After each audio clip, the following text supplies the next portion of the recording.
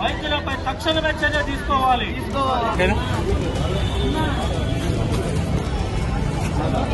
ఈ మధ్యకాలంలో అసలు ఎనీ ఇష్యూతోని హాస్పిటల్స్కి వెళ్తే అసలు తిరిగి వస్తామా లేదా తెలియనటువంటి పరిస్థితి కనిపిస్తోంది.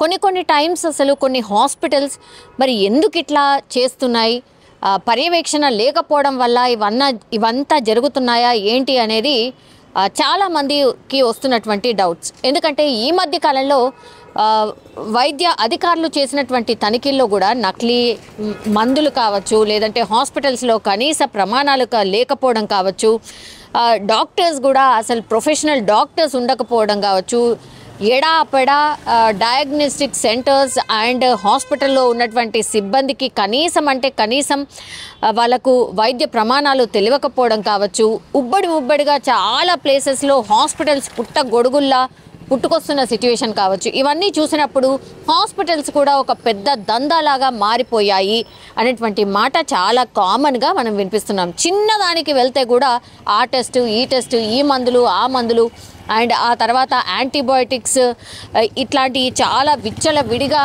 ఇచ్చేస్తున్నారు అన్నటువంటిది కూడా మనందరం కూడా అనుభవిస్తున్నటువంటి పరిస్థితి. సో ఈరోజు జరిగినటువంటి ఇన్సిడెంట్ ఏంటంటే మరి అక్కడ ఎగ్జాక్ట్లీ ఏం జరిగిందో ఏంటో తల్లిదండ్రులు మాటలు విన్నప్పుడు కానీ అక్కడ ఉన్నటువంటి సిచ్యువేషన్ చూసినప్పుడు కానీ యాక్చువల్లీ ఒక పాప పేరు వచ్చేసి అన్విక. ఆమె కేవలం 5 years పాప, చిన్న పాప. సో ఆమెకి కంటిలో కొంత నలుసు పడింది కాబట్టి కంటి హాస్పిటల్కి తీసుకెళ్లారు వాళ్ళ తల్లిదండ్రులు. కంట్లో నలుసు పడింది, కొంచెం పాప ఇబ్బంది పడుతోంది, ఏడుస్తోంది, నొప్పి అంటోంది, కొంచెం చూడండి అనేటువంటిది ఎక్కడికి ఏ హాస్పిటల్ తీసుకువెళ్ళారు అని అంటే ఆనంద్ ఐ ఇన్స్టిట్యూట్ హాస్పిటల్కి తల్లిదండ్రులు తీసుకెళ్లడం జరిగింది. సో ఆ కంట్లో నలత చూసిన తర్వాత డాక్టర్స్ డయాగ్నోస్ చేసి వాళ్ళు చెప్పినటువంటి మాట ఏంటంటే తల్లిదండ్రులకు చెప్పారంట పాపను జాయిన్ చేయండి, కొంత ఆపరేషన్ చేయాల్సి ఉంటుంది, కొంత లోపలికని వెళ్ళింది, సో అది తీయాలి అని అంటే సాధ్యపడదు, ఆపరేషన్ చేయాల్సిందే, చిన్న ఆపరేషన్ మాత్రమే అని కన్విన్స్ చేసి తల్లిదండ్రులకు ఒక టైం చెప్పి జాయిన్ చేసుకోవడం జరిగింది.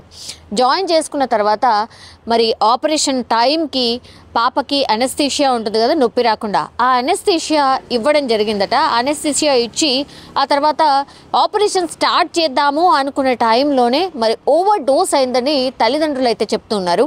అనెస్థీషియా ఓవర్ డోస్ అయింది, చాలా చిన్న పాప. మరి అక్కడ నిజంగా అనుభవం ఉన్నటువంటి అనెస్థీషియన్ ఉన్నాడా లేదా, మరి ఇష్యూ అయితే మేము కేవలం ఐ హాస్పిటల్కి ఆ పాపకి కంట్లో నలత ఉంది అది తీయడానికి మాత్రమే వెళ్తే వాళ్ళు ఆపరేషన్ అన్నారు. సరే ఇక కావచ్చు మేబీ అని అనుకుంటాం, అంటే డాక్టర్స్ మీదనే జనరలీ మనం డిపెండ్ అయ్యి వాళ్ళు ఏం చెప్తే అది వింటూ ఉంటాం. ఇవన్నీ రివ్యూస్ అన్నీ చూసుకొనే వచ్చాం. ఈ హాస్పిటల్కి వెళ్తే కూడా చాలా మంచి ట్రీట్మెంట్ ఉంది అని తెలుసుకొనే వచ్చాం. కానీ హాస్పిటల్కి వచ్చి జాయిన్ చేసి ఆపరేషన్ అన్న తర్వాత సరే ఆపరేషన్కి కూడా మేము ప్రిపేర్ అయిన తర్వాత తీరా చూస్తే అనెస్థీషియా డోస్ పాపకి ఎక్కువ ఇవ్వడం జరిగింది. ఆమెకి ఇచ్చిన వెంటనే ఆమె అపస్మారక స్థితిలోకి వెళ్ళడం అండ్ ఆ తర్వాత అంటే జస్ట్ మైనర్ ఆపరేషనే అని అనుకుంటే అనెస్థీషియా డోస్ చాలా ఎక్కువగా ఇవ్వడం వల్ల పాప గుండె ఆగిపోయి అక్కడికక్కడే చనిపోయింది అనేటువంటిది తల్లిదండ్రులు చెప్తున్నటువంటి వర్షన్. అయితే వాళ్ళకు కూడా హాస్పిటల్ సిబ్బందికి కూడా అర్థం కాలేదు, అంటే పాపని ఎంత పిలిచినా లేవకపోవడం. సో డౌట్ వచ్చి వాళ్ళు ఏం చేశారు, అక్కడ దగ్గరలో ఉన్నటువంటి ఎల్బీ నగర్కి సమీపంలో ఉన్నటువంటి రెయిన్బో హాస్పిటల్కి హాస్పిటల్ సిబ్బందే తరలించడం జరిగింది, కనీస ఇన్ఫర్మేషన్ తల్లిదండ్రులకు ఇవ్వకుండానే. కాబట్టి ఈ అరవింద్ ఐ హాస్పిటల్లోనే ఏదో జరిగింది, మా పాప అక్కడే చనిపోయింది, బట్ మాకు హైడ్ చేసి మా పాపని మాకు కనీస ఇన్ఫర్మేషన్ ఇవ్వకుండానే ఇంకో హాస్పిటల్కి తరలించడం జరిగింది. అక్కడ తరలించిన తర్వాత మీ పాప చనిపోయింది అన్నటువంటి వార్తని ఆల్ ఆఫ్ సడన్ మాకు చెప్పారు. సో అరవింద్ ఐ హాస్పిటల్లోనే ఏదో జరిగింది, మా పాపకి ఏదో జస్ట్ కంట్లో నలత పడింది అని తీసుకొస్తే అన్విక శవాన్ని మాకు ఇచ్చారు.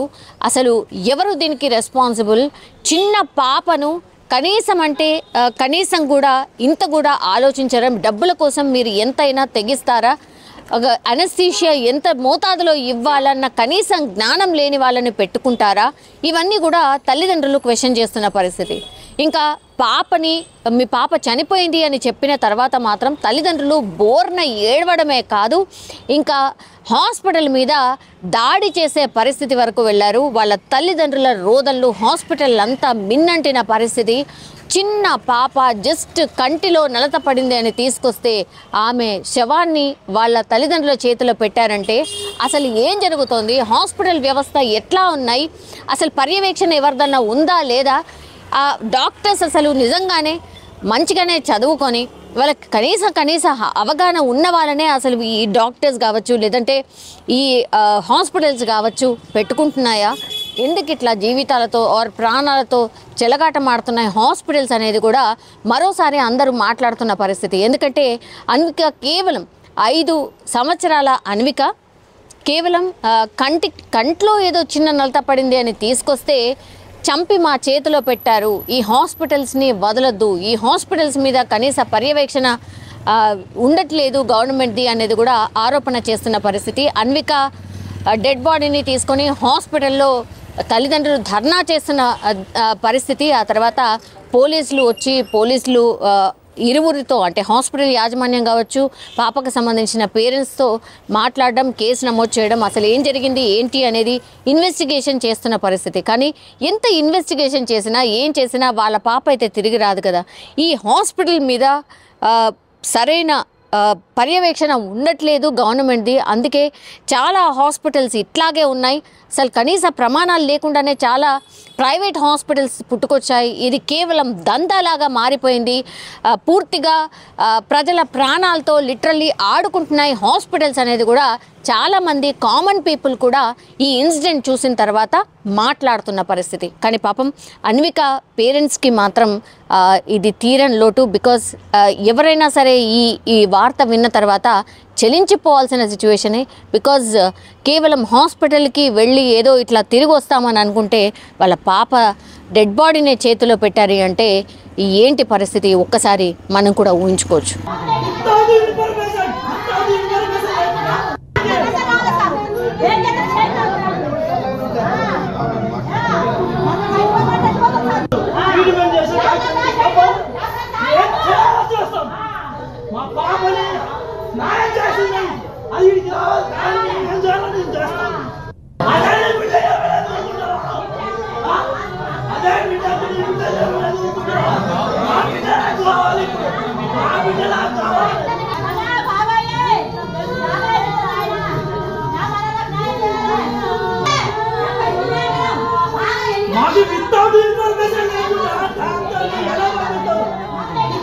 information